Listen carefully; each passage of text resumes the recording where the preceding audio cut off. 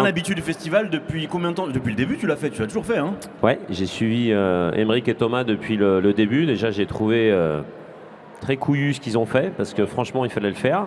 À Lyon, dans la capitale de la gastronomie, je pense qu'ils étaient bien attendus et ça manquait un peu de dépoussiérage, tu vois, le côté un peu street food, le côté un peu sortir la cuisine et les chefs de leur cuisine. Et c'est une belle réussite, hein, parce que dès le départ, ça a marché. Et puis, au fur et à mesure des éditions, bah, ça a plutôt prospéré, jusqu'à changer de lieu et être dans un lieu qui est quand même gigantesque. On est pas mal. On est bien. On est pas mal. On voit aujourd'hui qu'il n'y a que des passionnés qui viennent à la fois te voir, qui sont avec toi en cuisine. Faut dire quand même que la cuisine, c'est une histoire évidemment de vocation. Et toi, c'est même une histoire familiale, n'est-ce pas?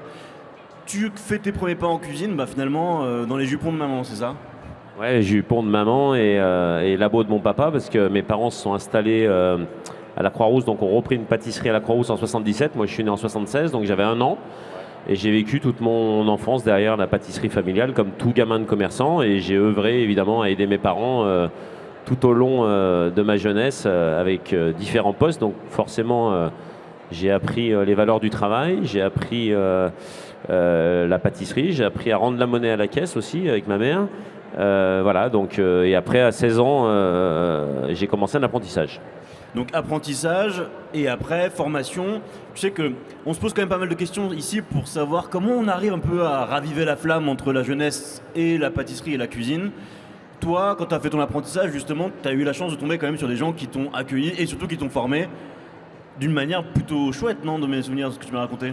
De toute façon, la formation, c'est l'essence même de notre métier, et c'est là où tu apprends tes gammes, c'est là où tu apprends les valeurs, l'échange, le partage.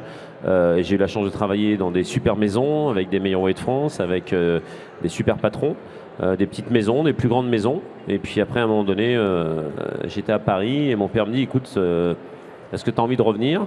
Donc j'ai dit OK, à condition de pouvoir changer 2-3 choses. Eh ben justement, ça va dans le sens des choses. Tu as repris la maison en 2000, si je dis pas de bêtises. Ouais, c'est ça, 2000. 2000, tu rattaques, ça fait maintenant 22 ans que tu es à la tête. Putain, ça ne me rajeunit pas, ça. Hein. Ouais, et 22 ans plus tard, tu as quoi, 12 boutiques maintenant? Ouais, 13 points de vente. 13 points de vente. À Lyon et périphérie, et puis le Japon également.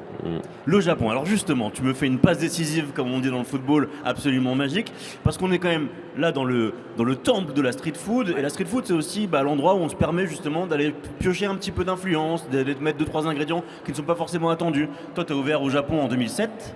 C'est ça, 2007, ouais. Et depuis, tu continues à mêler un petit peu les deux. T'as pas fait qu'ouvrir là-bas, t'as puisé l'inspiration aussi là-bas, n'est-ce pas? Je me suis énormément inspiré du Japon, des valeurs, surtout de la remise en question permanente. Parce qu'en fait, au Japon, quelque chose qui va marcher pendant quelques mois est assez éphémère. Les Japonais sont des gros zappeurs, c'est-à-dire qu'ils sont très mode, mais la mode passe très vite. C'est-à-dire qu'il n'y a jamais rien d'acquis. Et en général, j'en sais rien, ce qu'on a fait par exemple là au street food, la glace vanille dans la brioche, ça va cartonner pendant 6 mois où tu vas avoir la queue sur 300 mètres, et d'un seul coup et d'un jour à l'autre, bing, plus rien. Donc il faut tout le temps se réinventer. Moi, ça m'a permis d'apprendre des techniques, ça m'a permis d'apprendre les valeurs aussi, justement de se remettre en question. Jamais rien acquis. Et ça m'a beaucoup aidé dans mon développement à Lyon. Tu disais que tu avais fait le pari de reprendre la maison familiale à quelques conditions. Justement, qu'est-ce qui a évolué dans la pâtisserie depuis 20 ans, à part les kilos de sucre qu'on a enlevés dans les gâteaux? Alors il y a beaucoup de choses, il y a l'alcool, le sucre, il y a... Alors moi je suis revenu à Lyon aussi, Lyon était en plein changement, notamment le quartier où j'étais, la Croix-Rousse, qui est un quartier plutôt vieillissant, qui est devenu un quartier un peu bobo, moderne, avec beaucoup de nouveaux arrivants, et je pense que je suis revenu au bon moment en fait. Donc il y avait peut-être une attente pour une pâtisserie un peu plus moderne, qui changeait un petit peu. Moi je faisais à l'époque des macarons à Paris, ça n'existait pas trop à Lyon, donc j'ai ramené ça. Et puis de fil en aiguille, en ouvrant plusieurs points de vente, on s'est fait un petit peu connaître et puis on a développé en fait. Voilà. Surtout que maintenant, tu te mets plus vraiment de barrières en fait quand tu travailles, quand tu crées, quand tu inventes. Je vois du poivre dans tes pâtisseries, je vois plein de choses justement qui sont a priori des choses qu'on retrouve davantage dans la cuisine. Mais finalement, tu arrives quand même à réduire la frontière entre cuisine et pâtisserie, toi. Ça doit être justement ma frustration de ne pas avoir été cuisinier, parce qu'en fait, je pense que si j'avais attaqué en cuisine, je serais resté en cuisine. C'est pour ça que j'ai plein de potes chefs, que je suis admiratif des chefs. J'ai la chance d'en connaître beaucoup, donc d'aller faire leur table, et pour moi, c'est un vrai plaisir. Et c'est une vraie source d'inspiration, parce qu'eux osent des mélanges que nous, des fois, en pâtisserie de boutique, on n'ose pas. Donc du coup, évidemment, ça me donne des idées. Le Japon m'a donné des idées. Les copains chefs ou les endroits où je vais manger me donnent des idées. Et on essaye de le retranscrire comme on peut pour faire plaisir à nos clients, quoi. Bah, par exemple, justement, fais-nous un peu saliver. C'est quoi le combo le plus improbable pour toi qui a dit putain, en fait, ça fonctionne quand même pas mal, ce que je suis en train de penser. Je pense que c'est un gâteau qu'on a fait à base d'huile d'olive. C'était une mousse chocolat blanc huile d'olive avec une huile d'olive des Baux-de-Provence, hyper marquée. Et un coulis de mangue, abricot et un croustillant fruit sec avec des pignons de pain. Et ça, c'était assez fou. Et on avait fait aussi un gâteau avec anis, poivron, framboise. Anis, poivron, framboise. Ouais. Donc un coulis poivron, framboise et une mousse à l'anis. Pas mal. Et ça fonctionne.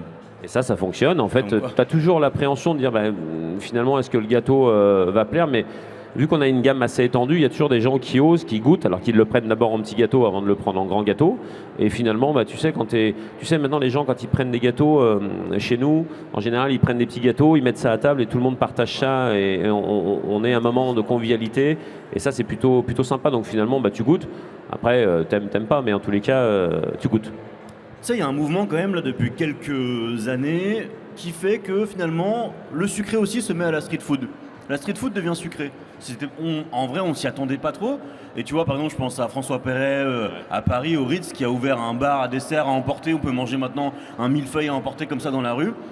Là, je vois aujourd'hui que tu fais des magnifiques brioches garnies de glace à manger comme ça aussi sur le pouce. Ça va être quoi les prochains projets? Est-ce que tu n'aurais pas 2-3 idées? Comment on peut justement amener le sucré dans la rue? Alors, j'ai une envie depuis longtemps que j'ai pas encore assouvi, c'est un food truck. Alors, attention, exclu pour chaque le année, festival. non, mais chaque année, je dis il faut que j'en achète un, il faut que je trouve quelque chose. Là, j'ai vu le type H électrique là de Suze que j'ai trouvé génial, donc je me suis déjà renseigné. T'as bu un coup, donc surtout. ouais, aussi. Mais en buvant un coup, justement, je me suis renseigné. Non, mais la street food en pâtisserie, finalement. C'est un peu le quotidien. Moi, c'est mes boutiques goûter où tu prends une brioche, où tu prends une pâte tarte que tu manges dans la rue. Là, c'est un petit peu plus de recherche.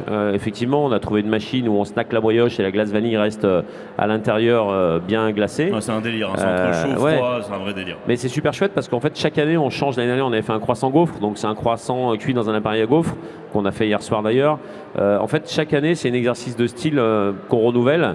Et c'est hyper intéressant parce que mes équipes travaillent dessus, on échange, on goûte beaucoup de choses, beaucoup. Et on essaye de trouver l'idée qui va marcher. Mais tu le sais jamais à l'avance. Et c'est la vérité, elle est ici. Et quand la vérité sort d'ici et qu'on voit que ça fonctionne, après tu peux la dupliquer et éventuellement le faire dans nos boutiques ou sur d'autres événements. C'est ce qu'on fait d'ailleurs avec le croissant gaufre. On a souvent eu tendance quand même à considérer que ce qui se mange dans la rue est moins noble que ce qui se mange à table. Alors que finalement, la grande pâtisserie peut s'emmener partout, la grande pâtisserie peut se manger partout. Et finalement, la pâtisserie, c'est absolument la vraie vérité de la pâtisserie, c'est le goût. Dans la rue, à table, c'est le goût. C'est exactement ce que j'allais dire. Après, la vérité, c'est le goût. Et souvent, les choses les plus simples sont les meilleures. Et moi, si tu me demandes mon gâteau préféré, ça va être soit une tarte aux pommes fine avec une boucle de glace vanille dessus, ou une tarte bourdaloue, tu vois. Donc, c'est pour ça aussi qu'on a créé les boutiques goûter. C'est pour ça que j'ai ouvert des boulangeries maintenant. Parce que maintenant, j'ai un âge un peu plus avancé que j'ai eu par le passé. Et du coup... tu sais, tu mûris. Au début, quand j'avais 20 ans, ce qui me faisait plaisir, c'est de faire des super gâteaux, bien glacés, bien nickel, plein de couleurs et tout. Et puis au fur et à mesure, tes goûts changent. Et puis tu te dis, ouais, finalement, tu as envie d'un peu plus de simplicité. Et on revient vers de la simplicité, vers des gâteaux qui sont revisités. Mais finalement, c'est des produits assez simples. Et quand tu regardes le top de tes ventes, c'est toujours les choses les plus simples qui fonctionnent. Chocolat vanille, le caramel, voilà, des choses très simples et de saison, bien évidemment. Tu sais, Sébastien, quand même, la pâtisserie, elle peut parfois un peu effrayer parce qu'on a l'impression justement que ce côté millimétré, la recette grammée, tout ça, ça peut faire un peu peur et surtout il y a une technique, il y a une vraie technique en vrai dans la pâtisserie, donc c'est aussi un peu effrayant. Quels sont les conseils d'un chef maintenant multi-primé comme toi pour encourager un jeune à se dire t'inquiète pas, ce sera peut-être un peu dur mais tu vas y arriver? Non, mais après, c'est une question de passion. La passion, déjà, c'est pour moi la première chose parce qu'un jeune qui est passionné, même si au départ, il n'est pas super doué et qu'il n'a pas le truc, s'il est passionné, il y arrivera toujours. Et ça, c'est hyper important, la passion, la remise en question permanente, se former auprès des belles maisons, de bonnes maisons, mais c'est pas forcément les maisons les plus connues. Il y a des fois des maisons dans des villages ou dans des quartiers qui sont top parce qu'ils font des produits très simples mais très bons. Et je dis souvent d'ailleurs, un apprentissage vaut mieux dans une petite maison où l'apprenti va avoir le maximum de choses sur les 2 ans que de venir peut-être chez nous où c'est déjà un peu plus gros, où c'est beaucoup plus par poste. Donc ça c'est important. Après la finalité, pour moi c'est vraiment la passion. On forme beaucoup. Il y a beaucoup de gens qui font ce métier, des reconversions également, on en a beaucoup, énormément. Ça c'est plutôt d'ailleurs très sympa, parce que souvent c'est des belles découvertes. C'est des gens qui n'ont pas de temps à perdre, donc il faut aller très vite. Donc en fait on a vraiment un cursus par rapport à avant et qui est vraiment très hétéroclite, et on a vraiment de tous bords, et ça enrichit en fait la maison.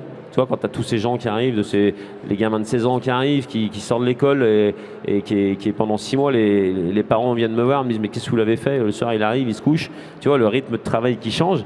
Et pourtant, nous, maintenant, enfin, les horaires sont hyper respectés. Hein. C'est plus la pâtisserie d'avant. Ouais, comme il y a en eu quand cuisine. même un changement depuis. Et heureusement, Parce que bien sûr. aussi, il faut se rendre compte et s'avouer aussi que la restauration a souffert aussi maintenant du manque de staff parce qu'il y avait des connexions qui n'étaient pas respectées, parce que aussi c'était pas assez codifié et qu'il y avait aussi un manquement d'intérêt quant au bien-être des employés. Exactement. Donc maintenant, il faut un tout. Et quand tu es dans une entreprise, il faut avoir la passion de venir travailler, mais il faut aussi derrière avoir des loisirs. Mais moi-même, je suis respectueux de ça et je le respecte. Et je me dis, même si moi, ça n'a pas été ma formation, je me dis que la vérité, c'est maintenant et qu'on a le droit aussi d'avoir une vie en dehors du travail et que le travail, s'il est déjà passion, après le reste on s'en fout. Il faut avoir du temps de libre pour profiter, pour faire d'autres choses, et c'est ce que je fais moi aussi maintenant. J'arrive à le faire, j'arrivais pas avant, mais maintenant je me suis obligé à le faire et ça fait du bien, et du coup tu es encore plus motivé quand tu arrives au taf, et c'est mieux. On peut pas mieux finir. Merci beaucoup Sébastien. Merci Jordan. Merci pour tout. Merci à vous. Merci à tous. Merci beaucoup.